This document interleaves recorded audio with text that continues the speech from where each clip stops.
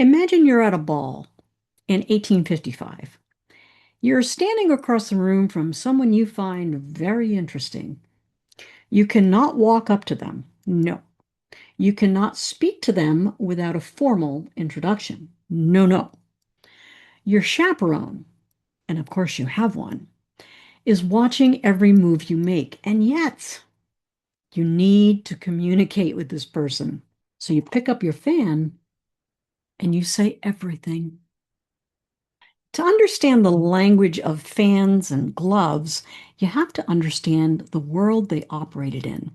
Victorian courtship, especially in the middle decades of the 19th century, was a highly supervised and deeply constrained affair. A young woman of respectable standing could not simply approach a man she found interesting and strike up a conversation. She could not invite him to call on her, and she could not write to him without risking her reputation. Every interaction between unmarried men and women happened under observation. Chaperones at balls, family members in parlors, neighbors watching from across the street. Direct expression of romantic interest was essentially forbidden. And yet, people were people. They were interested in each other. They were attracted to each other. They had things they needed to say that they couldn't say out loud. So they developed languages, secret ones, hidden in plain sight, spoken through the objects every respectable woman carried in public: the fan, the glove, the handkerchief, the parasol, the postage stamp on a letter placed just so. All of it, an entire vocabulary conducted under the nose of the chaperone who was watching and who may very well have been fluent in it herself. Let me tell you about the language of fans, and then let me tell you the honest truth about how much of it was real. A fan carried in the left hand open meant, "Come and talk to me." A fan fanned slowly meant, "I am married." A fan fanned quickly meant, "I am engaged." And drawing the fan across the cheek meant, "I love you." Drawing the closed fan through the hand meant, "I hate you." Dropping the fan meant, "We will be friends." Oh dear, the dreaded friend zone.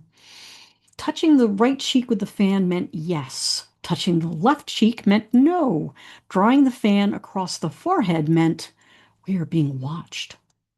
And showing a certain number of the fan's spokes could designate the time of a clandestine rendezvous. That last one is extraordinary. A woman at a ball could open her fan to show 5 spokes and arrange to meet someone at 5 o'clock, under the nose of her chaperone, at a formal social event, using a fan. Now, the honest truth about the language of fans is this: much of the tidy dictionary-like code was popularized by Du Villeroy, a French fan-making house founded in Paris in 1827, whose London branch promoted printed leaflets explaining fan gestures. Some earlier European sources treated fans as expressive social props, but the neat Victorian fan language was probably more advertising gimmick than universal code. But here's why that does not make the story meaningless.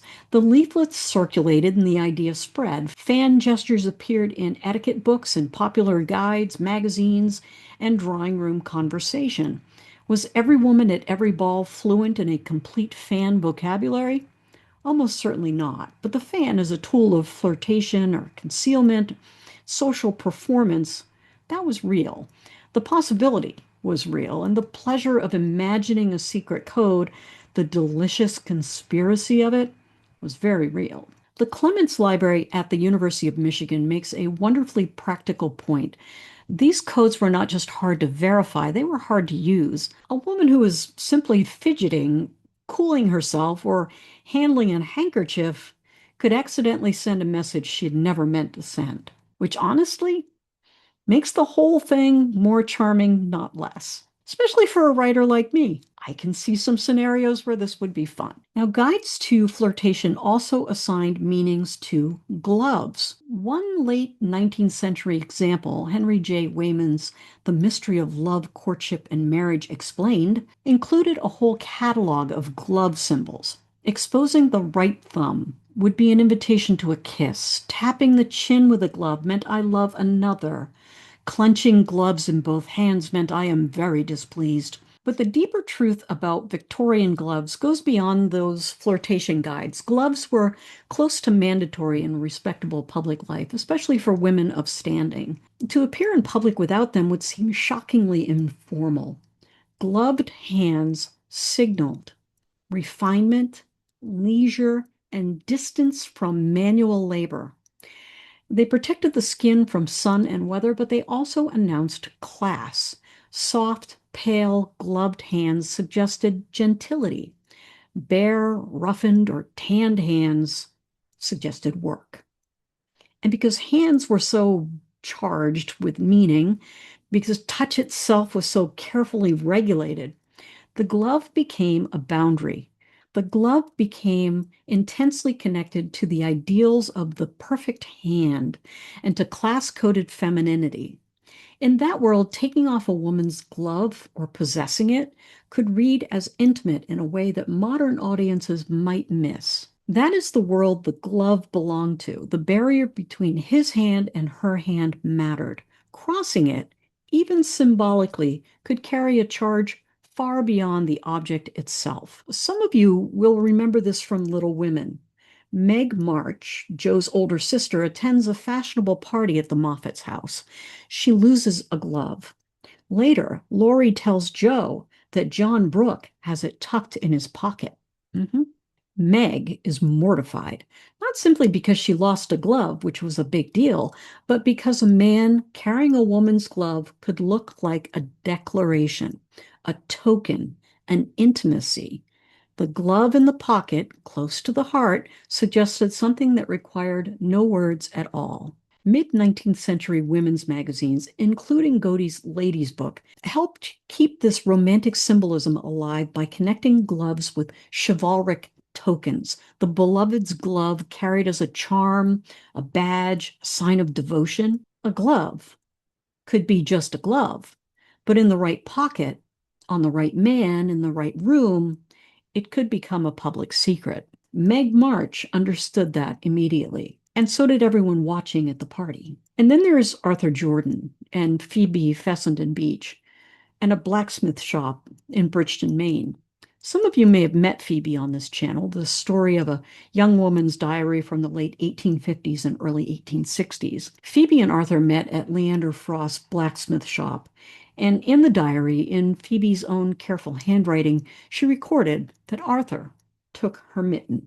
He took her mitten. Not a fan signal, not a dropped handkerchief, not a glove tucked into a breast pocket at a fashionable party, but the same language, the same charged gesture, the same boundary crossed. In a blacksmith shop in Bridgton, Maine in the late 1850s, Arthur Jordan took Phebe Fessenden Beach's mitten. And even if this was not part of any formal code, it belonged to the same world of meaning. Hands mattered, coverings mattered, and taking one could say something that could not easily be said aloud. She wrote it in her diary. She was not surprised, she was not offended. At least that's not how the diary reads. In her careful 19th century prose, the moment feels warmer than that. And if you followed that story, you know what happens next. The language of fans and gloves tells us something true about the world that produced it. It was a world in which direct expression was constrained, in which the rules were tight and the watching was constant, and the consequences of speaking too plainly were real. And within these constraints, people found ways to say what they needed to say, with a flutter, with a gesture, with the deliberate exposure of a thumb, or the placement of a closed fan against a cheek. Was all of it codified, systematic, and universally understood? No. Was a great deal of fan language popularized by people trying to sell fans? Yes. But was the broader habit of communicating through objects like fans and gloves and handkerchiefs and flowers and rings, was it real and meaningful within the world that gave it life? Absolutely. Because the alternative, saying nothing, feeling nothing, waiting for the rules to relax enough to speak, was not really an alternative at all. So they spoke with what they had. Arthur spoke with a mitten. So the next time that you text someone a heart emoji because you don't quite know how to say what you actually feel, you're doing the same thing Phoebe and Arthur were doing in that blacksmith shop in 1858. You're finding a small gesture that carries a large meaning. You're saying something true in a language that gives you plausible deniability until it doesn't. And some things about courtship don't change very much. I'll see you again somewhere in time.